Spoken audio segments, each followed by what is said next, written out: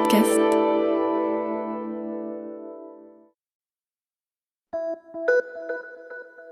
Salut, c'est Clara de l'INA. Cette semaine, dans La vie d'avant, je vous emmène à la rencontre de Madame Lelouet, repasseuse de coiffe en Bretagne.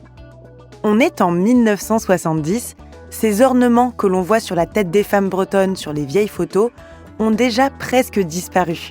Madame Lelouet résiste et nous livre les secrets d'une coiffe qui se tient toute droite. Madame Lelouet, vous êtes repasseuse de coiffe. Est-ce que vous exercez ce métier depuis longtemps? Depuis l'âge de 13 ans. Oui, je fais ça. Et votre maman était repasseuse aussi? Oui, ma grand-mère, mon arrière-grand-mère, ma mère et moi après, oui. On repassait tous les jours de ce temps-là. De ce temps-là, il y avait des coiffes à repasser tous les jours. Moi, je porte la coiffe tous les jours, mais il y a comment? Sitôt que je fais mon ménage, je fais ma toilette et je mets ma coiffe tous les jours, tous les jours.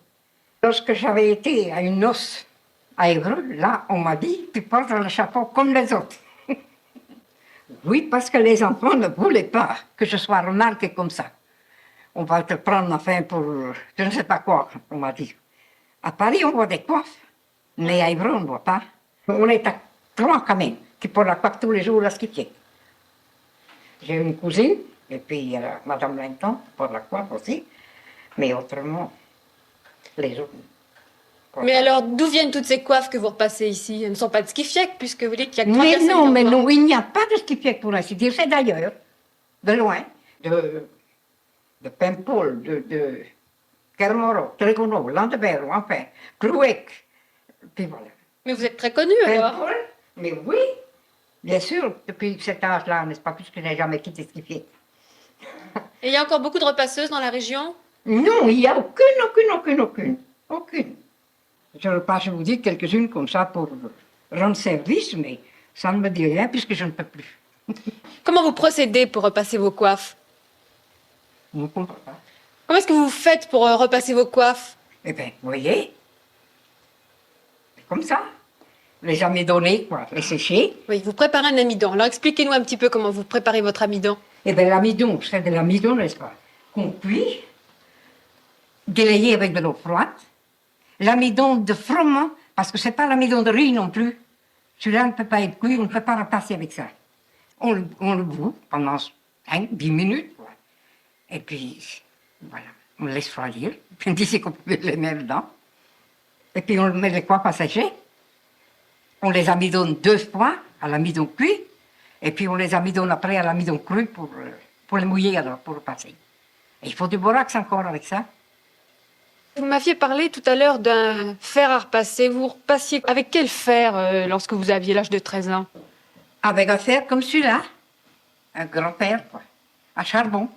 Des fois, je le prends encore quand il n'y a pas nous quelque chose, en fait, quand je l'ai besoin. Mais principalement, avec ceci, je peux rester assise, tandis qu'avec l'autre, j'étais obligée de faire debout. Et il pesait combien de kilos?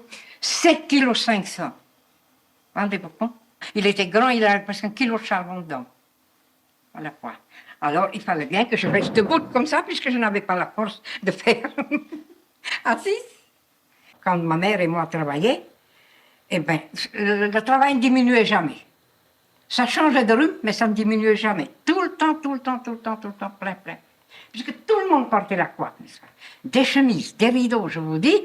Enfin, formidable du travail. Mais ça a diminué petit à petit, n'est-ce pas? Et surtout depuis la dernière guerre, là. On n'a pas besoin de dire ça aux jeunes maintenant. Si, pour les fêtes. Pour les fêtes, comme on fait, la folklorique, n'est-ce pas? Alors là, on met la coiffe, la grande coiffe, alors la cornette, alors. Parce que pour le Mardi Gras, il a fallu que je repasse ça. Pour se déguiser, quoi. Enfin. Mais je vous dis, c'est plus la mode. Heureusement, toutes les traditions bretonnes n'ont pas disparu, comme les crêpes, que l'on ne déguste pas qu'à la Chandeleur. Merci d'avoir écouté cet épisode. S'il vous a plu, partagez-le et abonnez-vous pour ne rater aucun nouvel épisode. Je vous retrouve la semaine prochaine pour une nouvelle rencontre dans La vie d'avant. En attendant, vous pouvez écouter d'autres récits en archives sur INA Podcast.